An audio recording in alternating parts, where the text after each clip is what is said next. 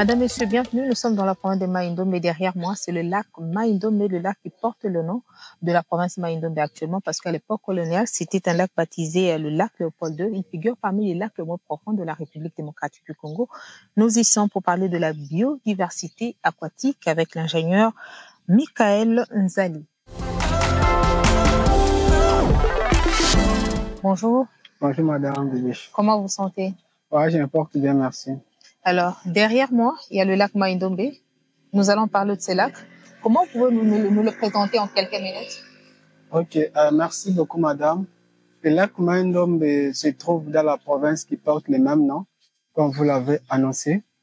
Il est administrativement trouvé dans les territoires d'Inongo. Ça part du village qu'on appelle Ndongese, dans les territoires d'Inongo bien sûr.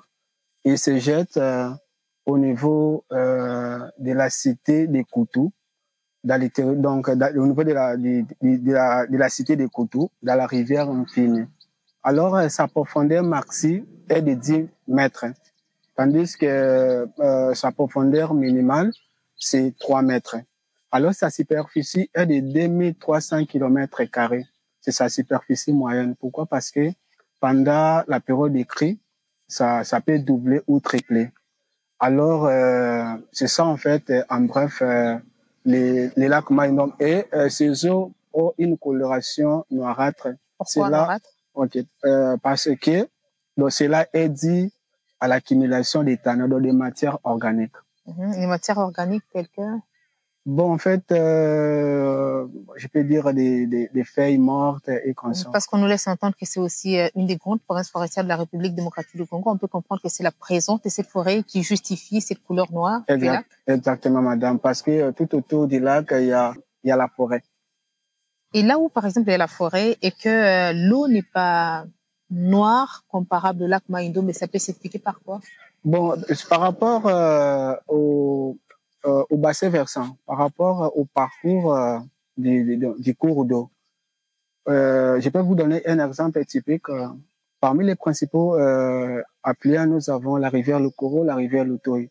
Alors, les deux rivières parcourent les territoires des Kiré.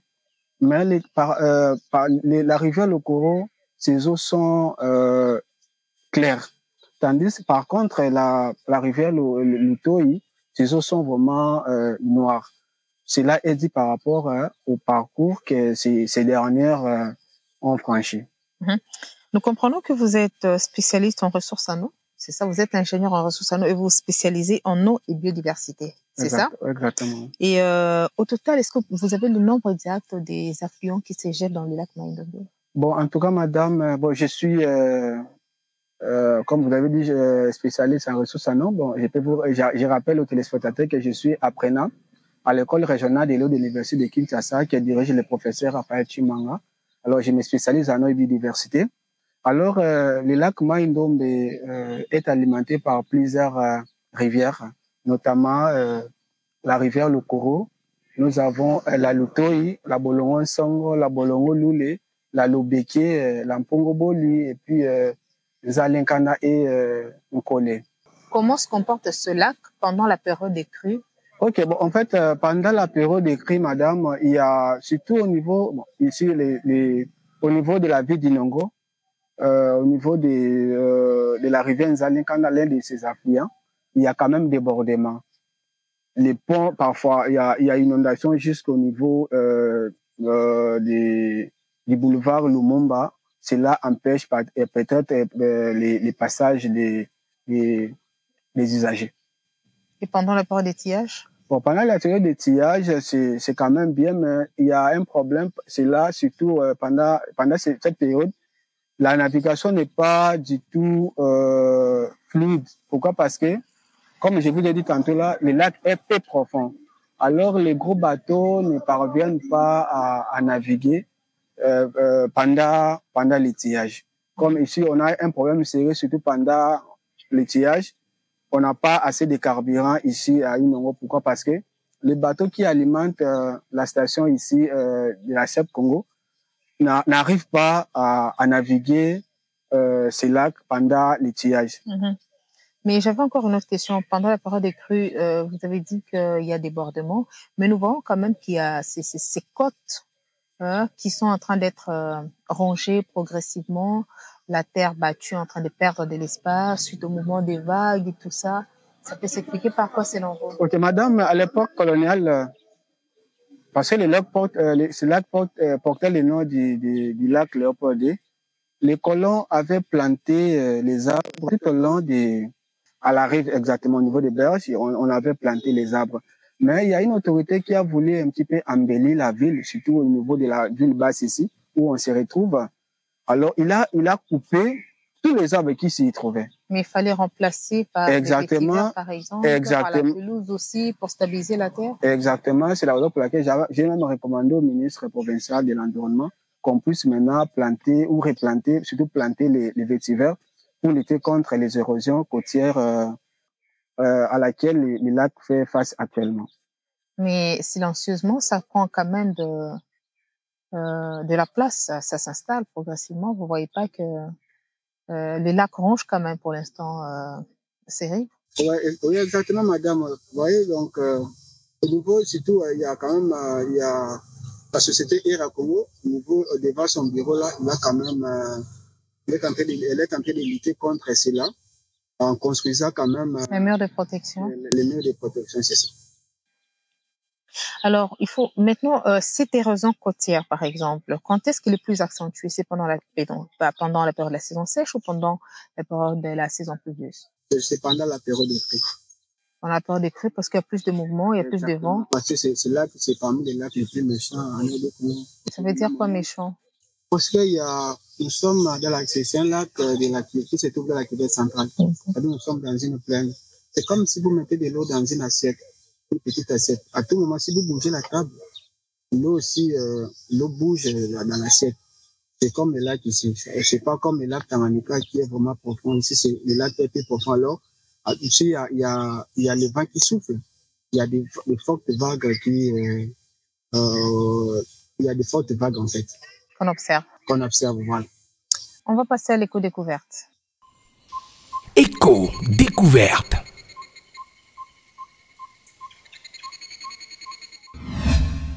La cage flottante, c'est un dispositif qui est composé, tout ce que vous voyez ici, la partie supérieure ici, on l'appelle châssis ou paroiseau. C'est-à-dire ça, c'est paroiseau. Paroiseau protège les poissons des prédateurs volants, les oiseaux et consorts. Alors la deuxième partie, c'est la partie flottante que vous voyez ici. Elle est constituée de filles en plastique et les PHD.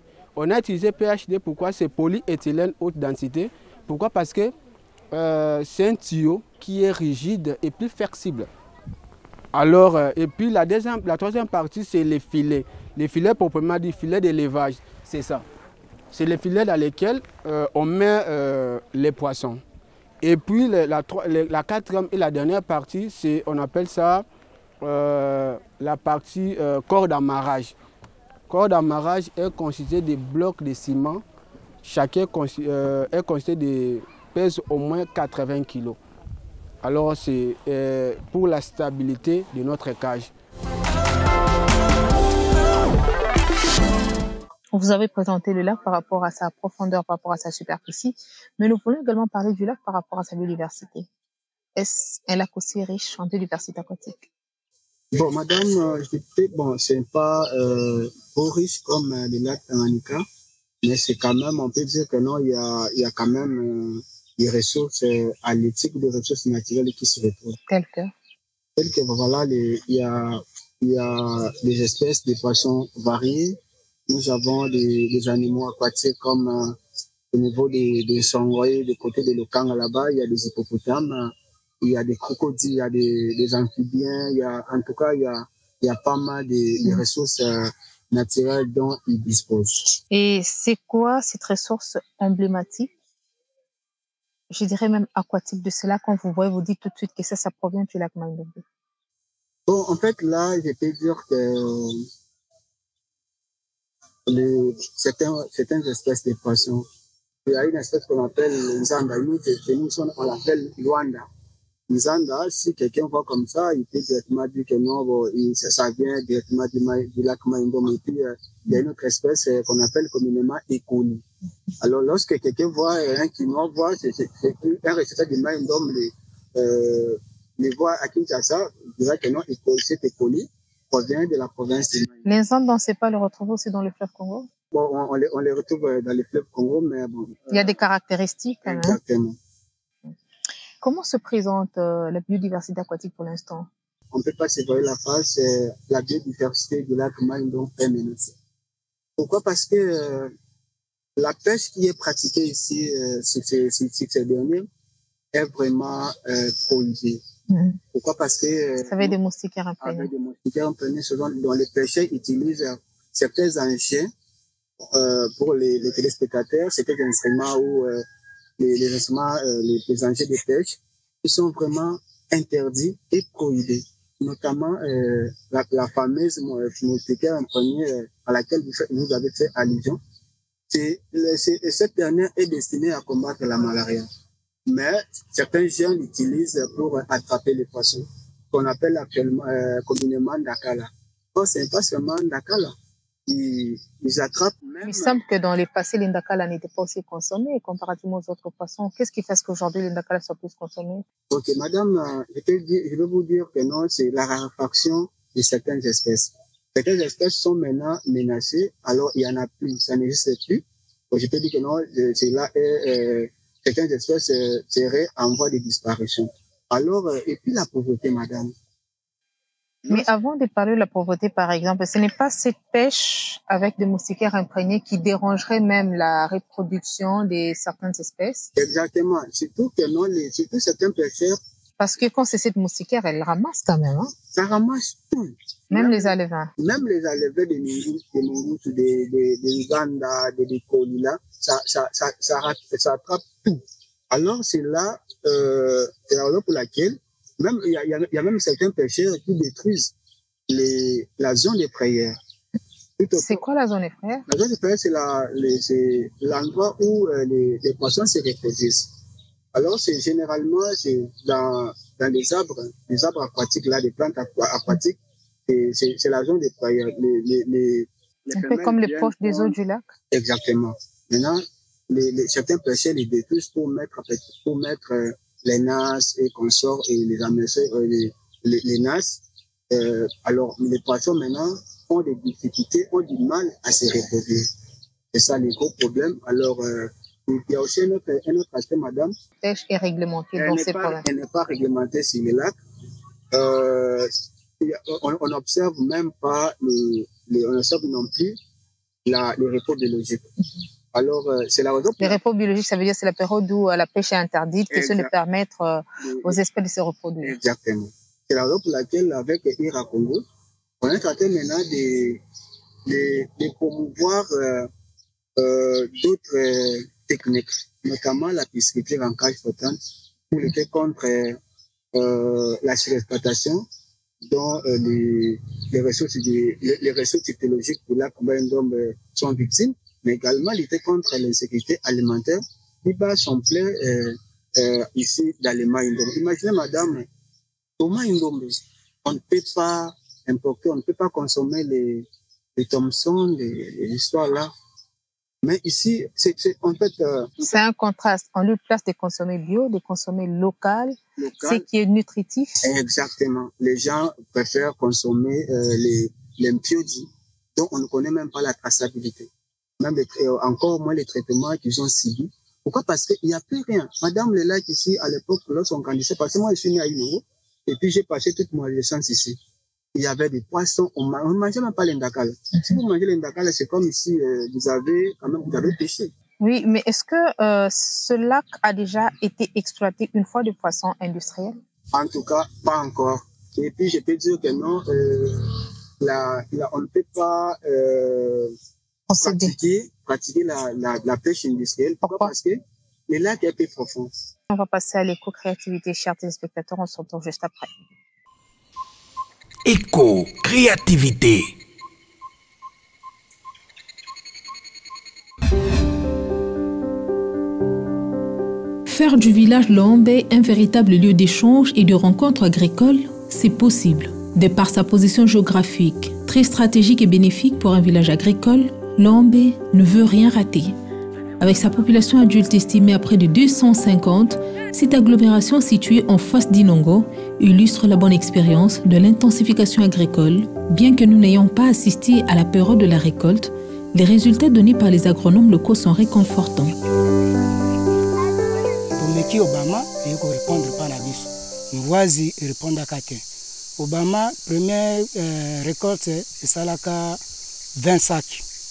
20 sacs, wana, toujours en autopsie na communauté. Communauté, tant que bamoni, c'est peli to kabi bantembe wana ya Obama.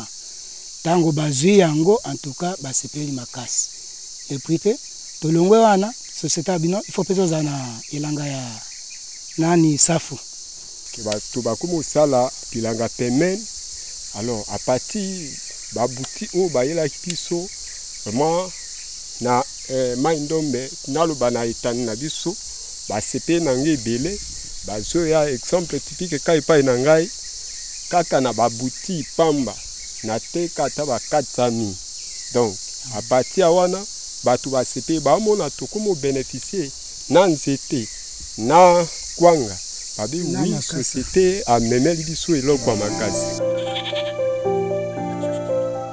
Outre l'intensification agricole, ce village se démarque progressivement des autres à travers l'élevage sous l'encadrement de Hera Congo. Nazana 47 tabac. Même bazali 8. Alors, toboko la rabango. To kabola 4 parcelles. Oyo ezali 3e parcelle. Après 3 mois, tu me mets dans une parcelle mosusu. Après 3 mois, tu me mets dans une parcelle mosusu. So balia ki parcelle oyo ici, to landisi parcelle mosusu. Une autre expérience en voie d'être dupliquée, c'est la pisciculture afin de pallier à la rareté des poissons dans le lac Maindombe. Il n'y a plus de poissons. Vous pouvez aller de Inongo jusqu'à Mbale. Vous n'allez pas voir de poissons. C'est pour cela qu'on a dit que non. Si c'est comme ça, on voit qu'à la longue,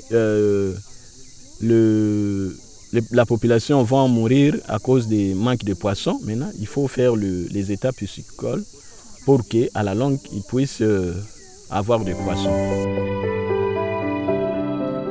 Hormis la pêche et l'agriculture, ces communautés riveraines du lac Maindombe recourent également à l'apiculture.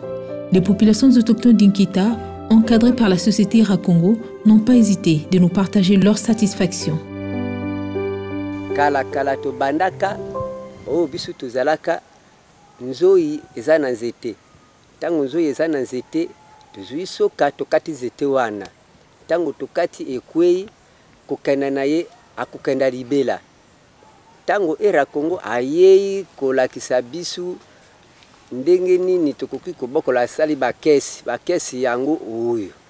Tango aye kotia bakesi nzoi ekoti tango tobandi kosala récolte ya nzoi ya kobimisa, en tout cas toye kozala kimia na biso. Le développement est aussi tributaire de l'implication de la femme. À Selenge, les femmes étaient très heureuses de nous partager leur expérience relative à l'intensification agricole. Qui est la pemena ndako puisque ekoki kosunga biso na bataya eke mbula après mbula tozana facilité ya koya kolukela bana na biso ba makapi pe ba mwa ba pondu ya kolamba après mbula yango tolukai ke la pemena na mboka po bana ba souffrite et puis to remarquer na banzete o batindaki eza na production ya kitoko e boteli biso ba kwanga kitoko et puis pe to kabola ki ba buti e pa baninga ba récolter pe kitoko yango tozokumisa ngo.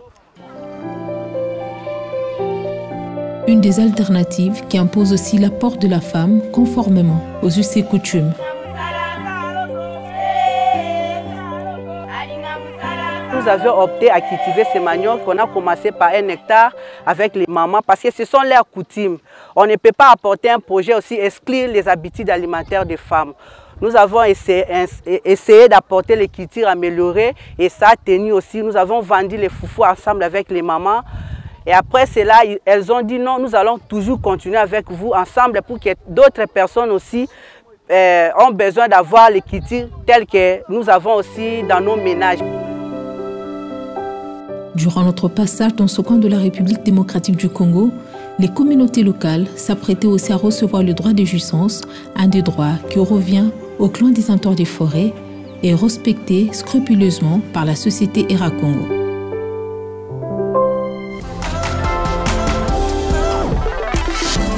Vous disiez que vous êtes spécialiste, vous vous spécialisez en eau et biodiversité. Nous voulons quand même parler de cages flottantes. Comment ça se passe? Comment vous arrivez à les installer dans l'eau et quels sont les endroits idéaux pour leur installation? Ok, merci beaucoup. Madame, la pisciculture en cage flottante, c'est une autre technique de la protection qui consiste à mettre en place un dispositif. C'est-à-dire là, on met un dispositif dans l'eau. Donc, nous sommes en train de lever les poissons dans leur milieu naturel. C'est-à-dire, je dois d'abord décrire la cage. La cage est composée de 4 grandes parties. Sont la partie supérieure là, que vous avez vu hier, on l'appelle paroiseau. Paroiseau, son rôle est de protéger les poissons des prédateurs volants, par exemple. Les oiseaux ne peuvent pas y pénétrer pour manger les poissons. La deuxième partie, on l'appelle la partie flottante, le corps flottant.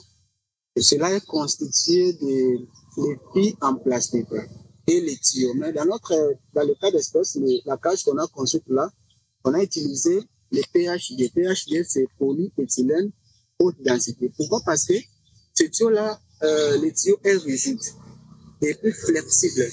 Cela nous a permis de bien faire la cage circulaire. Et la troisième partie, c'est les filets d'élevage. C'est les filets dans lesquels on met les poissons. Et la quatrième partie et la dernière, c'est le corps d'amarrage, d'ancrage. C'est là, et son rôle est de protéger la cage contre pour stabiliser la cage et puis la protéger contre les intempéries. Alors, comment ça se passe? Comme vous l'avez dit, il y a certains critères dont on doit tenir compte avant d'installer une cage. Quels sont ces critères? Voilà. C'est-à-dire, la zone doit être profonde. On ne peut pas mettre la cage n'importe où. La zone doit être profonde. Et puis... Lorsque vous parlez de la profondeur, vous faites allusion plus ou moins combien de mètres? Bon, ça dépend.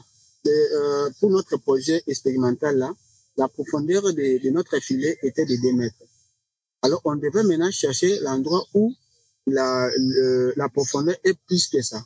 Au moins 3 ou 4 mètres pour permettre l'écoulement de l'eau, pour le renouvellement de l'eau. Alors, parce que les poissons, ils sont des êtres vivants. Ils ont aussi leurs besoins physiologiques et consorts, c'est-à-dire, il y a des digestions. Il faudrait chercher un endroit où, peut-être, non, l'eau coule, pas trop, mais quand même, il y a un débit même faible pour que ça puisse évacuer toutes les digestions des poissons. En même temps, un autre élément très important, il faut que l'eau se renouvelle au quotidien. Pour permettre le renouvellement de l'oxygène. Et puis, un autre aspect, on doit chercher un endroit où on peut rassembler. Parce que c'est tout un dispositif là où on peut bien faire les trucs là, on sait que non, les tonneaux, on peut faire le tissage et consorts, c'est parmi, et puis, un élément très capital, c'est l'aspect socio-culturel. On doit quand même, la population locale doit vraiment, on doit la sensibiliser. On peut comprendre que l'endroit idéal ici, ce sont les poches des eaux du lac, parce que vers Pongoboli, on a quand même vu que c'était un peu en retrait par rapport au lac. Exactement, madame, parce que comme je vous ai dit tantôt là, le lac Maïndo est parmi les lacs les plus méchants au monde. C'est-à-dire qu'il y a des vagues énormes qui peuvent déplacer ou endommager les cages. C'est la raison pour laquelle nous avons choisi la confluence entre le lac Maïndombe et la rivière Pongoboli. Pourquoi? Parce que c'est un endroit qui est vraiment à l'abri des intempéries, des vagues et consorts. C'est un endroit calme, idéal, où les poissons seront en paix. Où les poissons seront en paix, on passe au concept vert. Concept vert.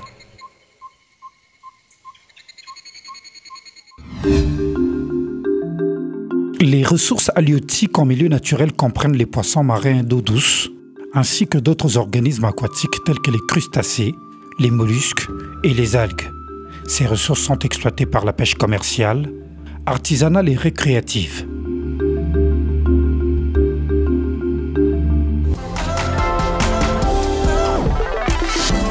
Alors, vous avez donné la description de votre cage flottante au niveau de Pongoboli, mais est-ce qu'on peut connaître sa capacité de production? Ok, madame, la capacité, c'est, en fait, lorsqu'on a fait, c'est un projet expérimental.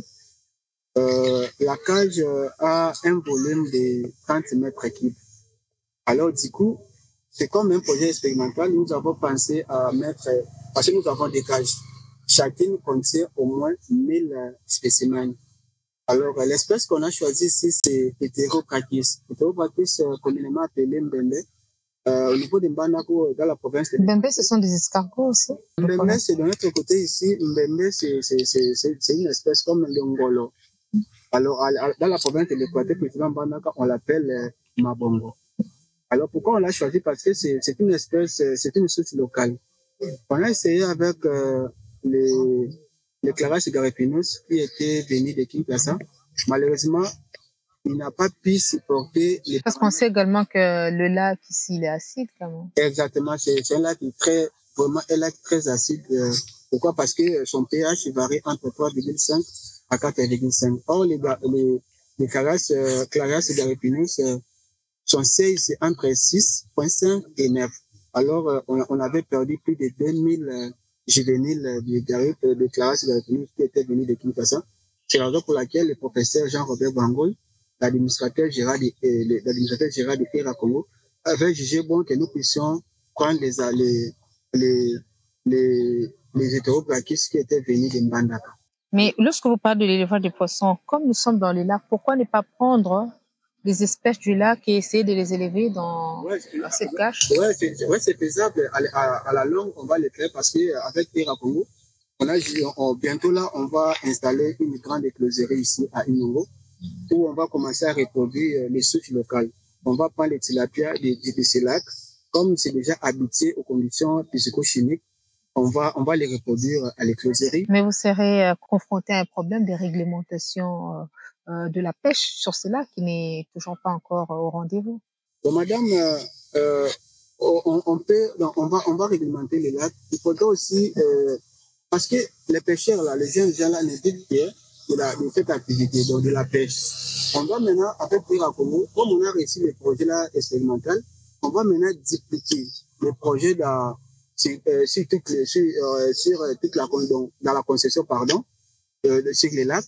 Alors, on va maintenant proposer aux pêcheurs une nouvelle technique. Au lieu seulement de se focaliser sur la pêche qui n'est plus rentable. Maintenant, ils vont se focaliser sur la pisciculture en cage flottante. Parce que ici, dans le Maïno, madame, je voudrais vous rappeler que, surtout côté Inongo Kiri, les reliefs ne nous permettent pas de développer la pisciculture, de développer les étangs. C'est la raison pour laquelle, avec Hera Congo, on s'est dit que non, la cage flottante, c'est idéal pour lutter contre l'insécurité alimentaire qui bat son plein à Inongo. Et puis, Mais vous parlez de la cage flottante, c'est notre problème. Est-ce que vous nourrissez ce poisson ou si vous le nourrissez avec quoi et quand? Combien de fois le jour? Ok, merci madame. Nos poissons sont alimentés par les aliments formulés à base d'ingrédients locaux. Pourquoi? Parce que madame, il y a un problème, il y a des contraintes auxquelles les pisciculteurs congolais sont confrontés, c'est-à-dire l'approvisionnement en alevin et approvisionnement en aliments. Avec Hera Congo, on a expérimenté l'aliment formulé à base d'ingrédients locaux. Nous disons juste les niébés, du maïs, ces histoires-là sont des riz qui sont disponibles localement. Tel que pour une cage, ça vous prend plus ou moins quelle quantité? Bon, là, ça dépend du nombre.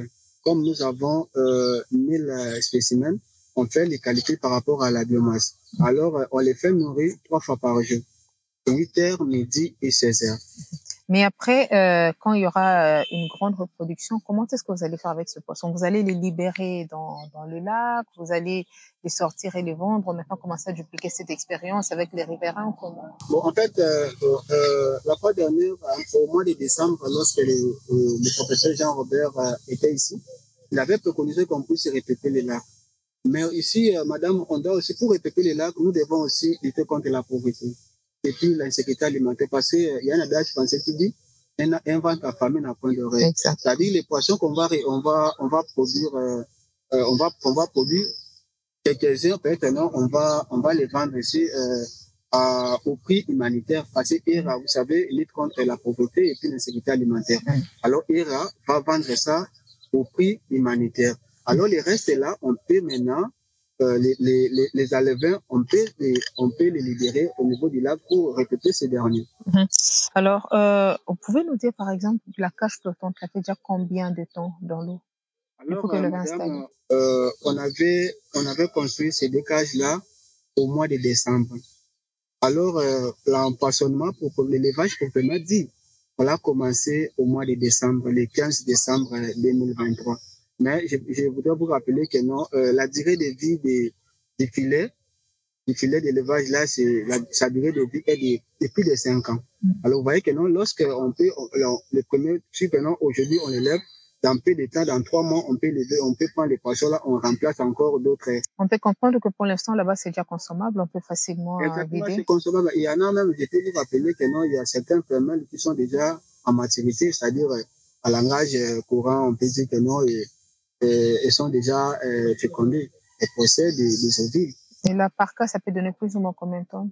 Bon, en fait, si on peut les qualifier, parce que là, au niveau de la cage, on peut dire que c'est le grossissement. C'est-à-dire que non, on grossit seulement les poissons pour la consommation.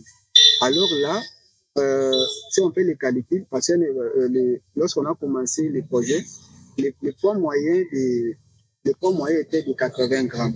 Mais lorsqu'on a fait la dernière pêche de contrôle, c'était de 400 grammes. Alors vous voyez que non, il y a même certains individus qui ont été 800 grammes et 1 kilo. Mais on vous a également entendu parler de l'insémination artificielle de poissons. Comment ça se passe? Ok, c'est bon, madame. Là, ça se passe au niveau de l'écloserie. Là, on va prendre les géniteurs. Donc, les géniteurs, je veux dire les mâles et la femelle. Maintenant, les mâles, on va lui extraire l'hypophyse et un testicule. Là, on va choisir le testicule qui est beaucoup plus gros par rapport à l'autre.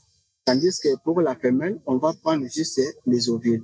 Donc, les œufs fécondés pour les téléspectateurs, les œufs fécondés. Maintenant, on va mettre ça dans une assiette. Donc, bien sûr, dans les trésoreries. Après, on va mélanger avec de l'eau physiologique. Et puis, on va mettre ça dans un bac qu'on appelle bac d'incubation. Alors, après 12 heures, donc, là, on doit respecter la température. La température doit être pas moins de 25 degrés. Mais là, après 12 heures, voire plus, on pourrait avoir les larves des lingolos, par exemple. Est-ce que quand ça sera consommé, ça aura toujours la même saveur? Il y a rien de différent? Il y a rien de différence, madame, parce qu'on n'utilise pas les OGM ou des hormones, là, chimiques, tout ça, non? Là, c'est vraiment bio, en fait, c'est vraiment naturel, on n'utilise pas les hormones. C'est naturel, mais c'est provoqué, c'est naturel, mais cette reproduction n'est pas faite de façon naturelle aussi entre poissons comme ça se fait. Voilà, c'est pas vraiment du tout naturel comme vous le dites là, mais là, au niveau de l'éclosion, on n'utilise pas vraiment des éléments chimiques, mais c'est vraiment, en quelque sorte, c'est vraiment aussi naturel, mais bon, parce que bon, c'est pas quelque chose qui est fait vraiment. On peut dire naturel assisté. Voilà, c'est assisté en fait, madame. En tout cas, monsieur Michael, nous vous disons merci d'avoir disponibilisé de votre temps pour échanger avec nous par rapport à ces sujets aussi intéressants qui pourra certainement sauver beaucoup de foyers, surtout les populations riveraines du lac Mai-Ndombe. C'est moi qui vous remercie. Merci de nous avoir reçus chez vous à Inongo. Merci. Mon idée pour la planète.